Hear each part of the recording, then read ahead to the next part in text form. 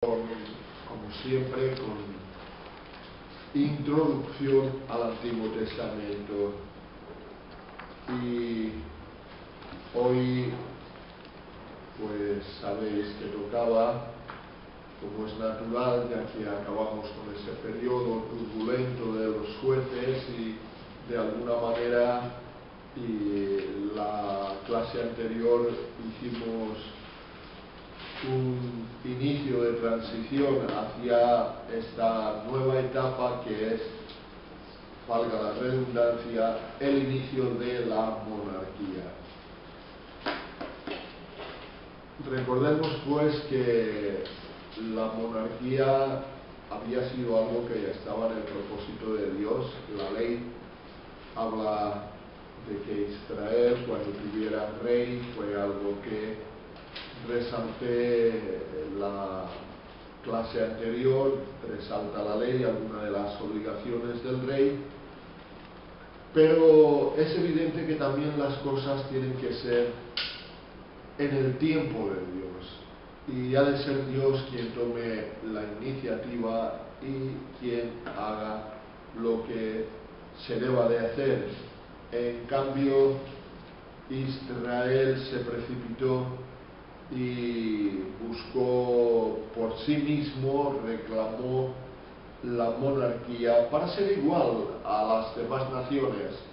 Consideraban que, bueno, la monarquía daba una cierta protección en el sentido de que quedaban pues con un gobierno central a cubierto de las posibles agresiones que provenientes del exterior llegaran.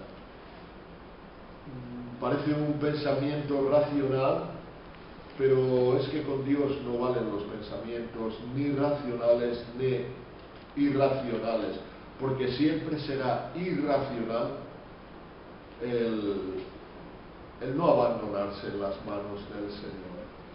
Así es que vamos a ver que en este inicio de la monarquía va a, insisto, ya lo dije, pero vuelvo a insistir en ello, va a haber un rey que no es el que debería, pero que, dado que el pueblo ha sido insistente, ha hecho a Dios a un lado, no ha confiado en Dios, no ha esperado en Dios, pues le va a suceder aquella cosa que es la peor que le puede suceder al pueblo de Dios, y es que Dios les dé lo que ellos quieren y Dios no quiere.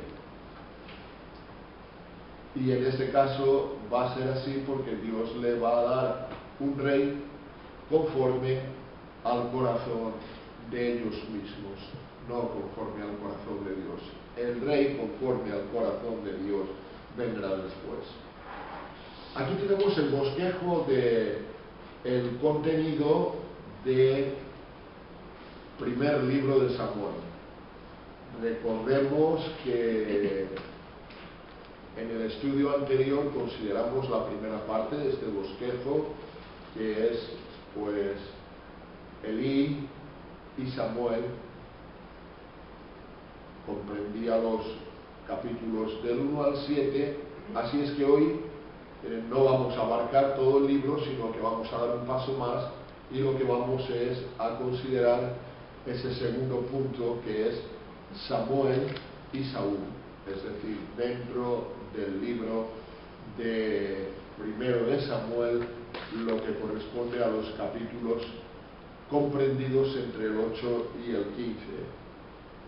De entre todo su contenido podemos señalar dos subpuntos, que son la elección de Saúl en los capítulos del 8 al 12 y el rechazo de Saúl en los capítulos del 13 al 15. Dejamos para el estudio siguiente la tercera parte, que introduce ya a David en la escena de la historia. Bien, entonces tenemos aquí ese segundo punto, Samuel y Saúl, y nos ocupamos del primer subpunto que señalábamos, la elección de Saúl. que no se refiere a una elección que hiciera Saúl, lo digo para que no sea malentendido, sino la elección hecha respecto a que Saúl iba a ser el primero de los reyes de la monarquía de Israel. Y así, lo primero que cabe destacar en el capítulo 9 es el encuentro de Samuel y de Saúl. Empezamos a ver el carácter de Saúl en el hecho, su padre Cis se han extraviado unas asnas y envía a Saúl en la búsqueda de ellas. Saúl va acompañado de un criado y bueno, hacen un largo recorrido sin poderlas hallar y llegan a un punto en el que pues dicen, bueno, mi padre estará ya más preocupado por mí que por la pérdida de las asnas, así es que volvámonos.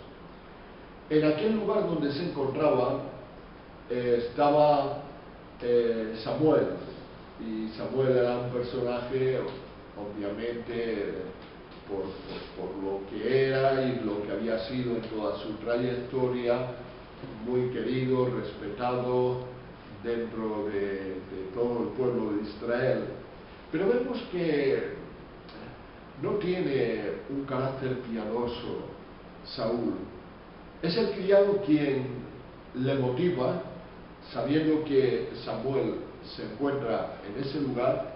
Oye, ¿por qué no vamos, dice, al vidente? Porque la propia palabra aclara que entonces al profeta se le llamaba vidente.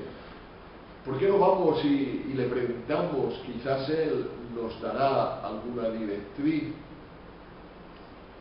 Bueno, pues vamos, pero no es el hombre que tiene ese temple piadoso. No es algo que nace de él. Se deja llevar, pero también es un digamos, extraordinario entusiasmo.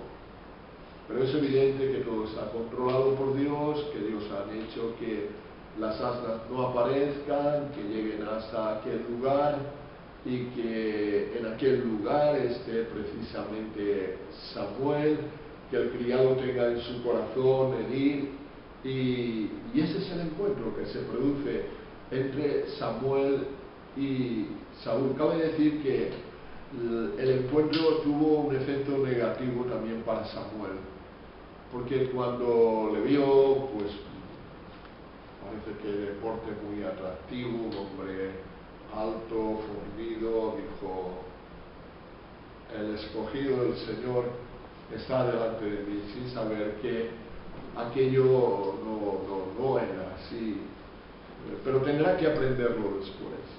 Ahora, de momento, buenos días.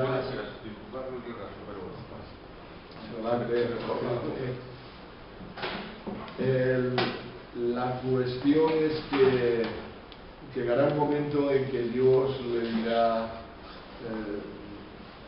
mira, Samuel, tú miras lo que mira el hombre, pero Dios no mira de esa manera, Dios mira el corazón.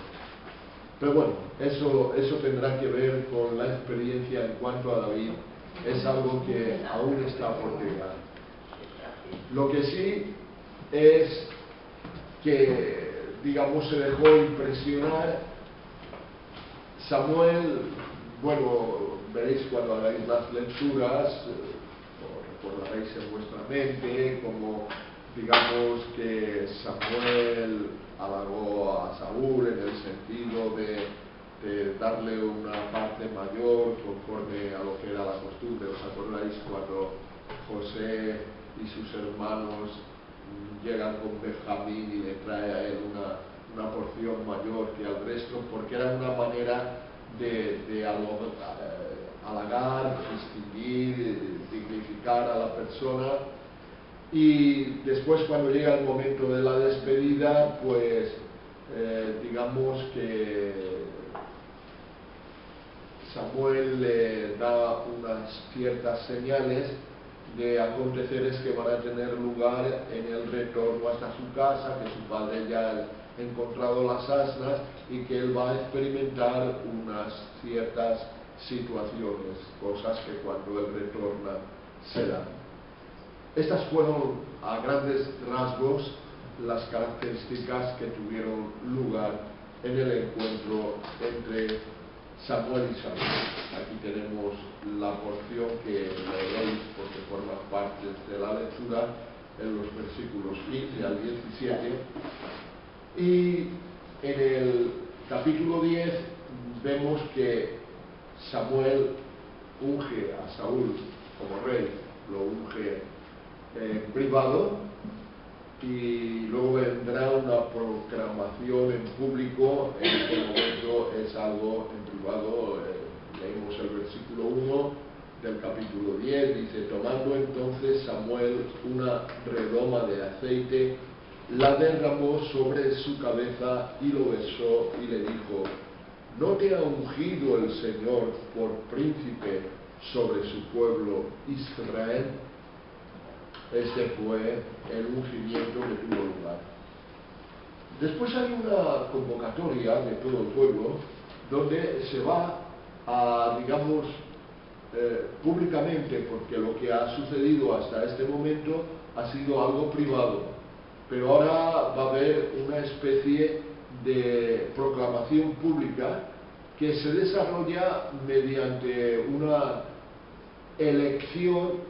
Cuidado, no se trata de una votación, sino se trata de, lo podemos leer en el capítulo 10, versículos 21 al 24, dice: está dirigiendo todas las cosas Samuel, y leemos: hizo llegar a la tribu de Benjamín por sus familias, y fue tomada la familia de Macri, y de ella fue tomado Saúl, hijo de Cis, y le buscaron, pero no fue hallado.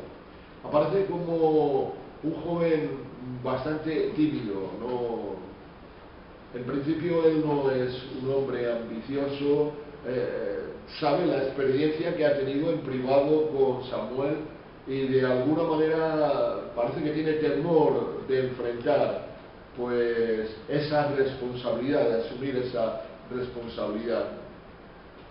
Seguimos leyendo el versículo 22, dice: preguntaron pues otra vez al Señor si aún no había venido allí aquel varón. Y respondió el Señor: he aquí que él está escondido entre el bagaje. Entonces corrieron y lo trajeron de allí, y puesto en medio del pueblo, desde los hombros arriba, era más alto que todo el pueblo. Y Samuel dijo a todo el pueblo: ¿habéis visto al que ha elegido el Señor, que no hay semejante a él en todo el pueblo? ¿Veis el engaño de Samuel? Está pensando en el aspecto físico, está pensando en que el interior responde también al exterior, y esto jamás es así. No sé si conocéis, seguramente que sí, porque es un clásico en la historia de Dorian Gray, o sea, ese libro que nos habla de aquel personaje que era de un aspecto extraordinariamente impecable, atractivo, un varón, pero con un corazón tan malvado que cada vez que hacía una maldad, él tenía un retrato en la guardilla, y cada vez que cometía alguno de aquellos actos, el retrato cambiaba. Y finalmente, por resumir, al final de esta historia, que es leyenda obviamente, pues se descubre y es realmente un monstruo, un ser horripilante. O sea, aspecto exterior e interior no se corresponden, y lo que Dios mira siempre es el corazón. Pero sin embargo, Samuel está engañando. Ha empezado pensando: este es el escogido del Señor. Y ahora no solamente es que él lo piensa, sino que lo proclama. Está diciendo: habéis visto que no hay semejante a él. todos, aun aquellos que, como en este caso, es un hombre santo, un hombre sabio, todos cometemos errores. La Biblia dice que no hay hombre que siempre haga el bien y nunca peque. La perfección solamente está en Dios. Entonces, cuando seguimos leyendo, el pueblo clamó con alegría. Pues claro, si lo decía Samuel, y además ellos veían aquel aspecto tan extraordinario, el pueblo clamó con alegría diciendo: ¡viva el rey! Antes de llegar a la lectura hemos pasado por alto esta diapositiva en la que vemos que Samuel, el que había ungido en secreto a Saúl, esta reunión que ha provocado ahora, en el que se ha hecho la elección en la forma que hemos visto, pues es importante notar que una vez más su corazón estaba dolido con el pueblo de Israel, y una vez más les recuerda que han desobedecido a Dios y les da detalles de lo que pasará con la monarquía, que realmente pues las cosas serán muy diferentes, porque en tanto que hubieron jueces que escogía Dios en su momento, el juez era una persona que no recibía tributos, que no era alguien que era una especie de recaudador, bueno, era un servidor al servicio del pueblo. Pero aunque ahora con el monarca sería el pueblo el que serviría al monarca, porque tomaría lo mejor para él. Y esto es algo que en este caso, cuando veáis las lecturas, seguramente las habéis hecho anteriormente, pero ahora os pido que veáis con detalle todo lo que especifica Samuel que hará el monarca. Y así pasamos ya. No hay prácticamente la posibilidad que en ninguna cosa los hombres nos pongamos absolutamente de acuerdo, porque aunque hemos visto ese responder a Samuel con ese viva el rey lleno de alegría, sin embargo hubo un cierto sector que no estaba de acuerdo. Siempre hay oposición, siempre hay dentro de la sociedad humana distintos pareceres, y bueno, eso forma parte de... Por eso es que Dios bendice a la unidad, porque la unidad es uno de los elementos que Dios más bendice. Y la unidad no siempre quiere decir pensar lo mismo, quiere decir, pese a que se piense diferente, pero se está unido, se está en sometimiento. De hecho, incluso en la fe, personalmente, y creo que con el apoyo de la Escritura viene de Dios, el que haya distintas maneras de pensar en algunas cosas que son periféricas, que no son centrales. Hombre, no se puede pensar igual, diferente en lo que se refiere a la deidad de Cristo, al hecho de que Jesús es el Redentor y a cosas que son capitales pero hay otras cosas de menor importancia, periféricas, que, bueno, se nos habla de la pluma de Pablo, se nos dice hasta que todos lleguemos a la unidad de la fe, a la estatura del varón perfecto en Cristo. ¿Qué quiere decir? Que la unidad de la fe pues no se va a lograr sino hasta que todos estemos pues en la presencia de Cristo.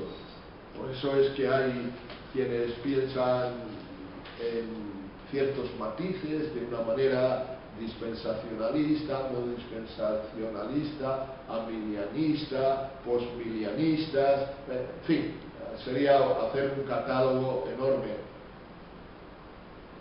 Lo importante pues es que cada uno esté convencido en su propio corazón de que lo que cree es lo que la Biblia enseña, y al propio tiempo que sepa vivir con los demás a pesar de las diferencias, con amor, con respeto, y con unidad, en suma, porque si hay amor y respeto, entonces hay unidad.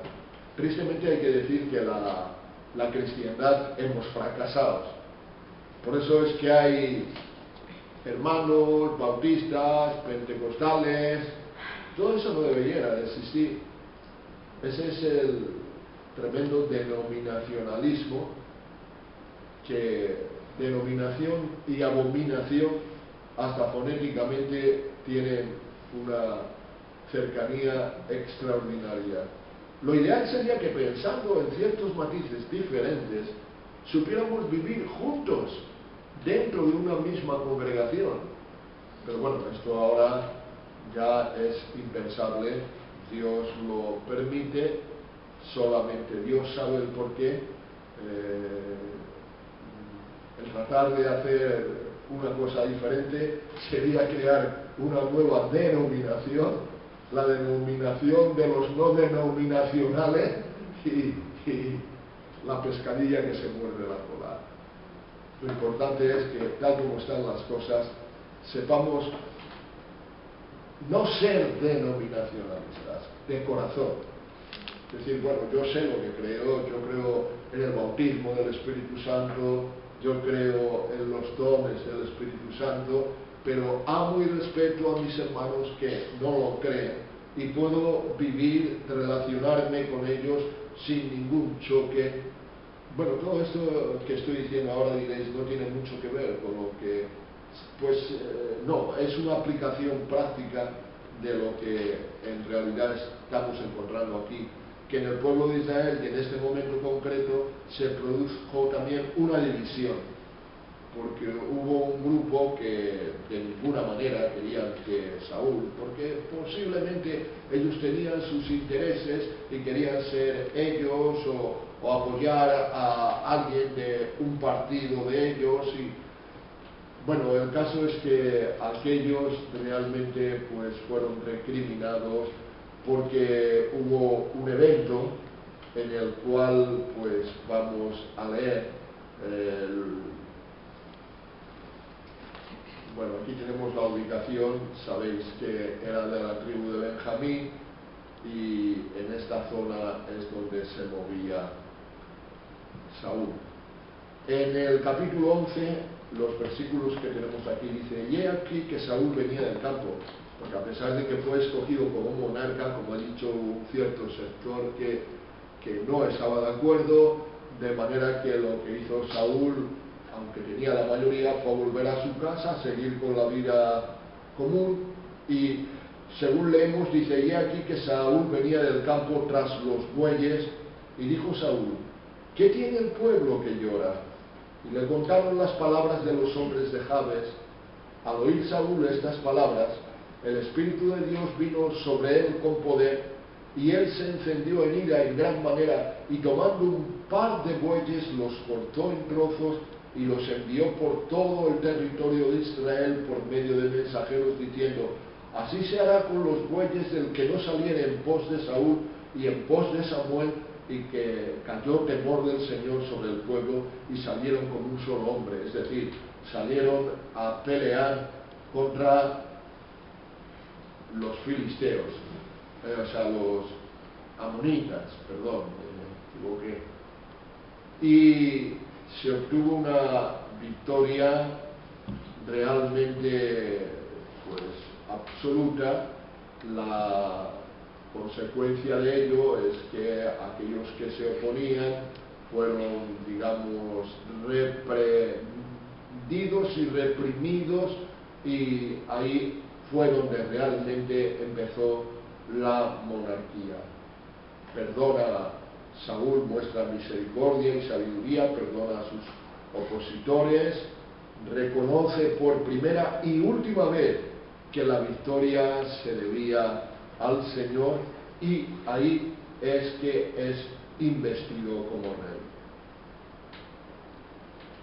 Samuel concluye su labor como juez en Primera de Samuel, capítulo 12, versículos 1 al 3. Samuel se hace a un lado, es desplazado por la monarquía, acepta con las reservas que ya he apuntado, que no son reservas sino advertencias acerca de lo que con la monarquía les espera. Muestra obediencia a Dios, destaca públicamente su carácter como juez durante el tiempo que él ha estado ejerciendo, es decir, que denota que él ha cumplido pues como ha podido con lo que Dios ha ordenado y que no ha hecho agravio a nadie, que no ha quitado nada a nadie, sino que se ha comportado con honradez y con justicia.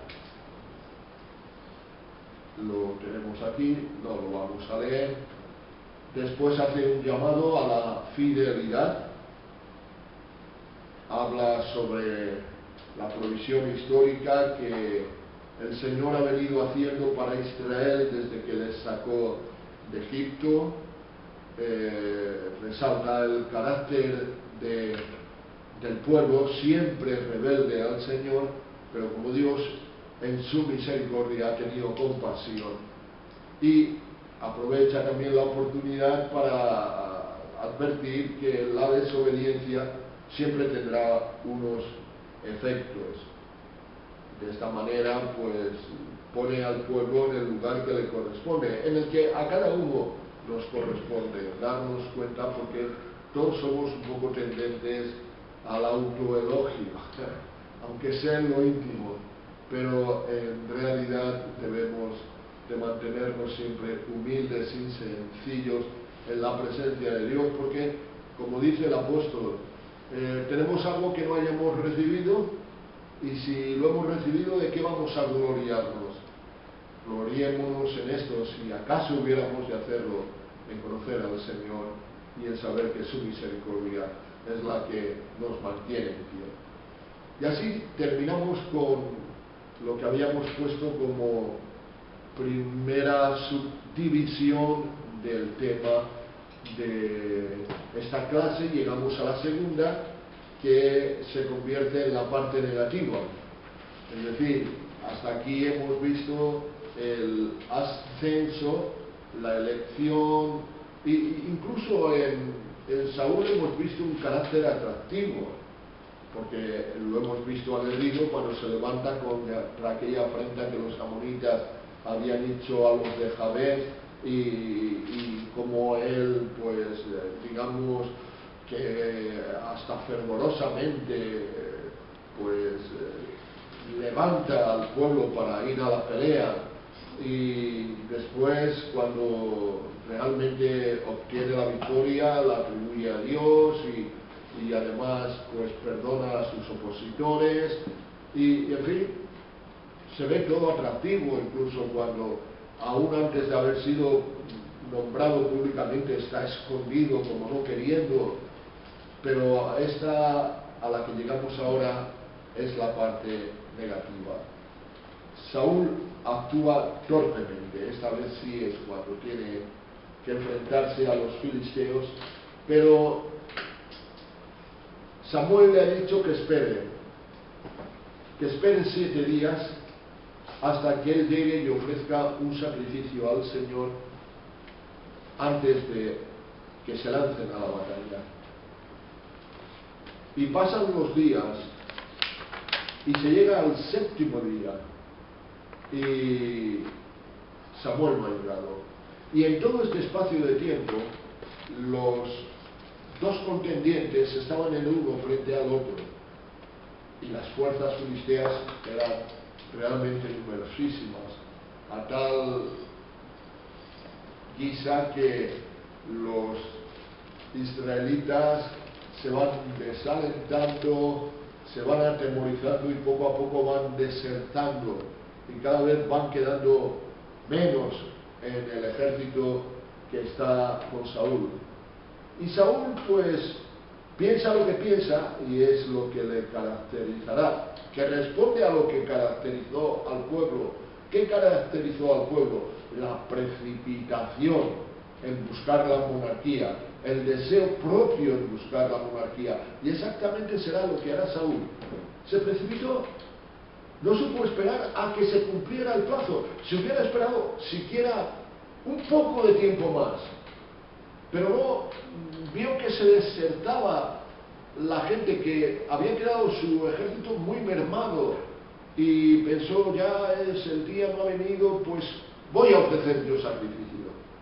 Pero Saúl, tú eres de la tribu de Benjamín, tú no eres un sacerdote de la tribu de Leví, tú no tienes ningún derecho a ofrecer sacrificio, no te puedes entrometer en lo que Dios no te ha puesto.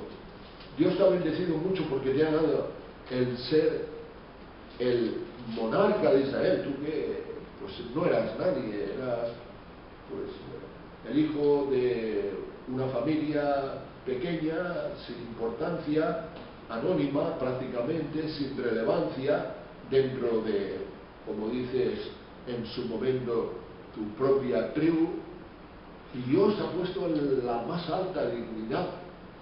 No te tomes lo que Dios no te ha dado. Pero se precipita, piensa con su mente, con su lógica, sin esperar en Dios, porque Dios a veces nos hace esperar. No hizo esperar a Jesús a los discípulos cuando el asunto de Lázaro. Primeramente vienen a buscarle porque Lázaro está enfermo y él continúa adelante. Y cuando vienen a decir, ha muerto, dice, bueno, vamos ahora para allá. Y los discípulos se quejan al principio y se quejan después. Porque, ¿para qué vamos también? ¿Para morir nosotros? Pero él tiene su tiempo. El cuerpo tenía que estar sepultado, y además sepultados 4 días, para que se dijera si ya hiede, si ya hay hedor de su organismo, ha entrado ya en descomposición. Porque Jesús tenía que glorificarse de esa manera. Dios no tiene nuestra lógica, así como dirá el profeta de parte de Dios, así como los cielos son más